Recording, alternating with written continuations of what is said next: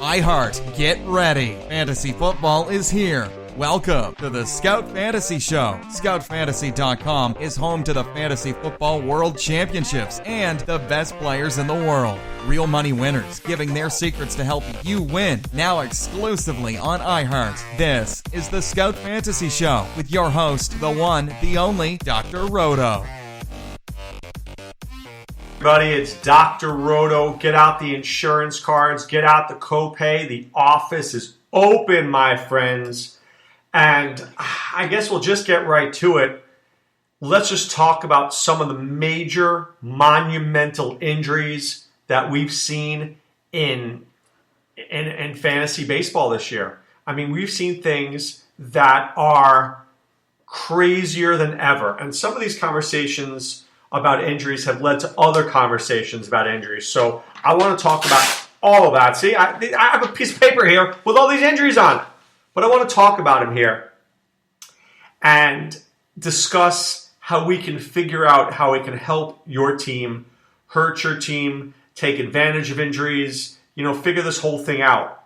So let's start with this. The disabled list is now 10 days versus 15. And I think in the past, where teams were loath to have a guy sit out for 2.5 fantasy weeks. Now it's like, I can be back in 10 days. We'll just put him on the DL for a little bit. That's bad for fantasy owners because we need our guys playing. And baseball, with all the games that they play, they're a little nicked up. They're going to give them a breather, especially pitchers, right? Because they want to limit innings pitched. So it's very easy, Kenta Maeda, to throw a guy on the DL. Right, for a couple of weeks, you take away a start or two, you limit his starts, you're better off. Justin Turner just was injured with an MRI on his hamstring. So, he may miss the DL for a couple of days, but if he doesn't play by Monday, he's going on a 10-day DL. It's easy to throw a guy on the 10-day DL. Very easy to do. When I get an injury, the first thing I want to do is see who I have on my reserve squad to replace this guy. Okay? So if I have an injury, the first thing I do, go to my reserve squad, look and see who I have. Can I replace from within? Okay? So, for example, I'm going to click to it right here. Please hold. Please continue to hold. Thank you so much for holding. All right, so here's one of my teams. I've got a bunch of guys on the DL. Okay? I've got Robinson Cano on the DL, I have A.J. Pollock on the DL, I have David Dahl on the DL. So I'll use Pollock for an example. Okay, Pollock goes on the DL. What do? I look to my reserve squad and I see that I had Trey Mancini and Eddie Rosario on my reserve squad.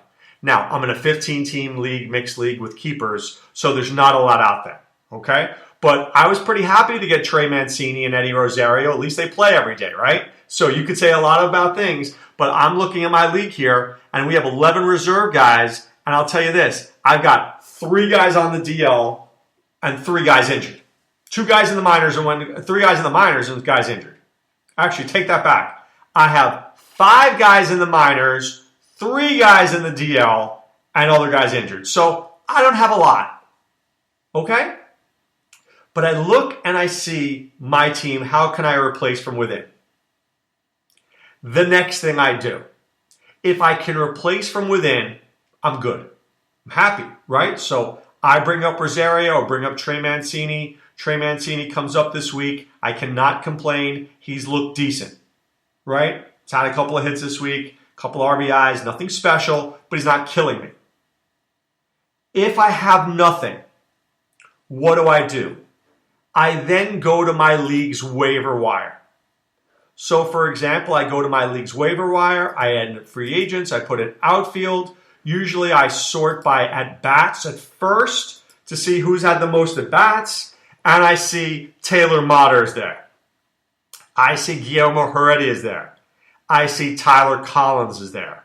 Well, maybe I want to sort by RBIs because the at-bats thing is bothering me. Well, I see Scooter Gennett, Taylor Motter again, Tyler Collins, Robbie Grossman. So that's what's out there. So I ask myself this question. With A.J. Pollock out, can I get by with Taylor Motter, Tyler Collins, or Robbie Grossman? I mean, I could look a little deeper and find Tommy Pham or Brandon Moss, but there's not a lot out there. Assuming I can live with Tyler Collins or Robbie Grossman, I'll put a bid on them this weekend. Okay? I'll put a bid in on them because we have weekly moves, and I'll put a bid on them in Fab. Probably nothing crazy because I ask myself, do I really want these bums? No, I really don't want Tyler Collins and Robbie Grossman. But they suck less than some of these other guys. I put a bid on them, so if I was going to bid $2, I might bid $3 or $4 because I'm desperate, right? Because I really need somebody to replace A.J. Pollock. The next thing I do is I start looking at other teams for trades. Now, I don't pull any trade off in a panic, ever. I never panic when I trade. So I'll go here to the roster grids, and I'll look and I'll see who's got some outfielders that I like. Now, I never, ever look at guys who are studs. I just don't. The first thing that I do is I look for underperforming outfielders who I think I can get on the cheap. Right? I don't walk into I don't think that if I'm who am I going to ask for? Mookie Betts? Seriously? You think this guy's going to give me Mookie Betts? Just because I lost A.J. Pollock doesn't mean somebody else wants to give me Mookie Betts. Not going to happen that way. So I scroll, I look, I go up and down, and okay, Andrew McCutchen's interesting. Could I get him? And then I say, well, this owner is pretty clever. I don't think it's going to be easy to get him, right? Maybe not my guy. So maybe I look at some of the weaker owners, right? Because you always know there's a couple guys in your league who are weaker. And you ask yourself, can I get something from them? Right? So I'm looking at a team, and I see, Jason Worth, Kevin Pillar, Lorenzo Cain. I click on the team. And then I see, well, how are these guys doing? How are those guys doing? And I see Jason Worth is hitting 308, Lorenzo Cain 290, Pillar 305. And I then say to myself, I don't think I can get Pillar. Why not? Because he's playing very well. And this guy's not, it's going to cost me too much. And remember, I want to pay as little as possible. Can I get myself Lorenzo Cain? Maybe not, because he's got 11 stolen bases. So maybe I don't like this team. Maybe this is a bad match. I'll go find myself another team, right? So this is a process, right? This is not just pick a team and find somebody. So how about, I'm looking at a team here, Carlos Gonzalez. There we go. Now we're speaking my language. Carlos Gonzalez hitting 210, 2 home runs, 11 RBIs, 15 runs scored. He's on my radar.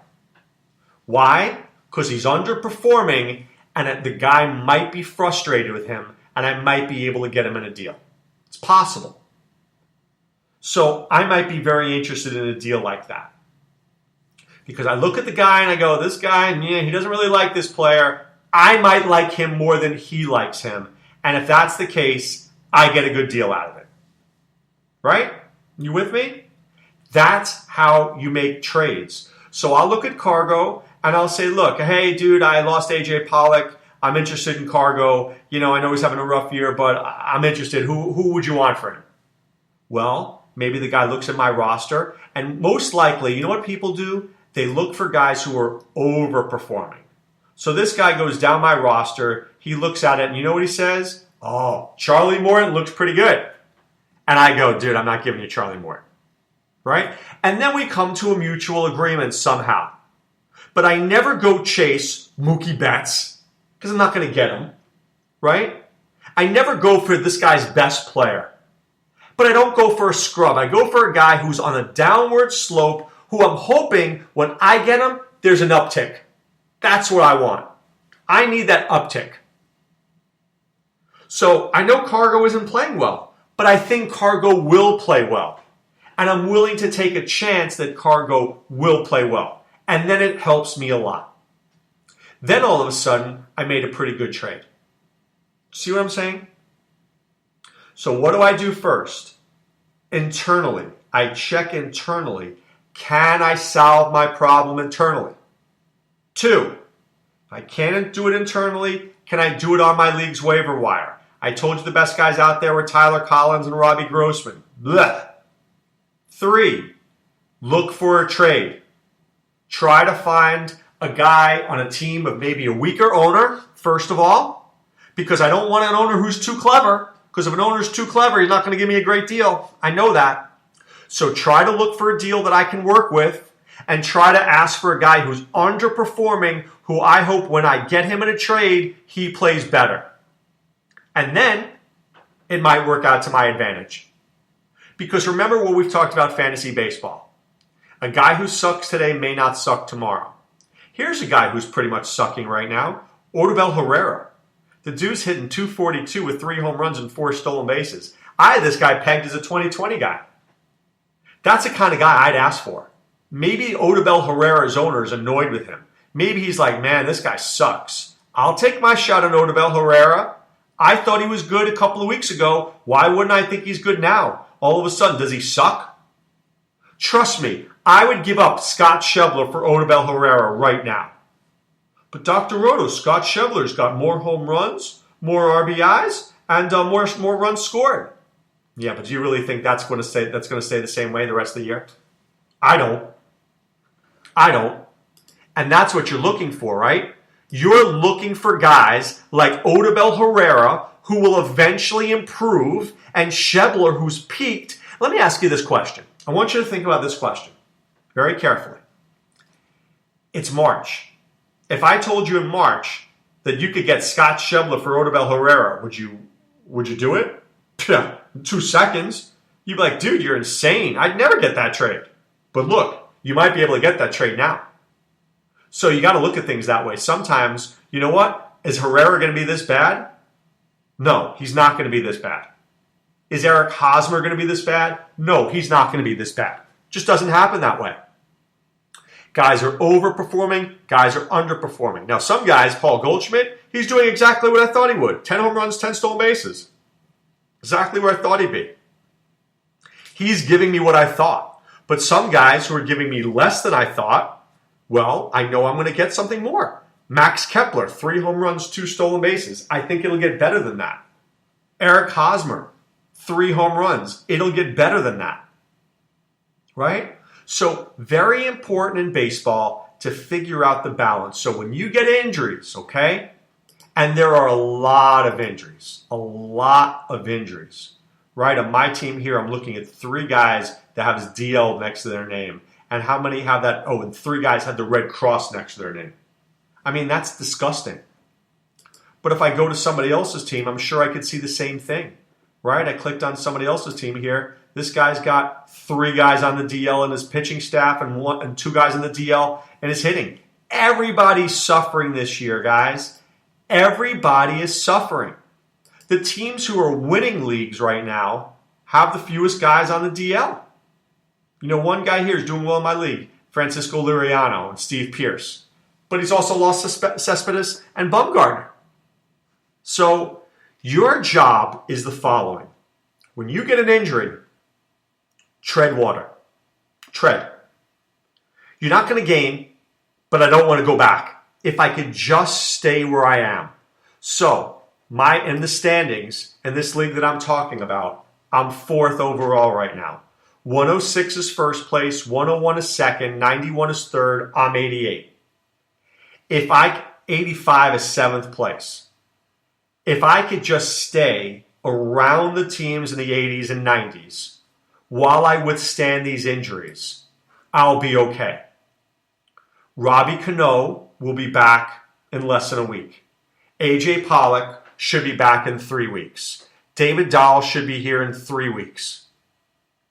Right?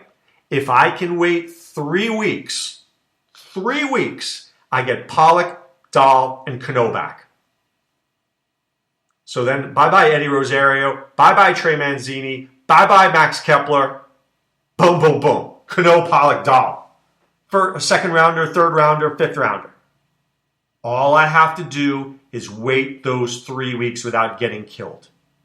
So I think people feel that when an injury happens, They've got to do something rash. No.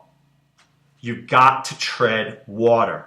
Tread lightly, as Walter White would say. Tread lightly, stay in there, but don't try to make a big splash because you could ruin your team. But if I can wait 3 weeks, I will be able to come back. Now, it may take me 2 or 3 weeks when my team is healthy to get back, but I think I will. I think I'll be able to get back, and then I'll be just fine. So when you get an injury, check and see if you can fix it internally. Look at who's on your waiver wire. Make a trade if you have to.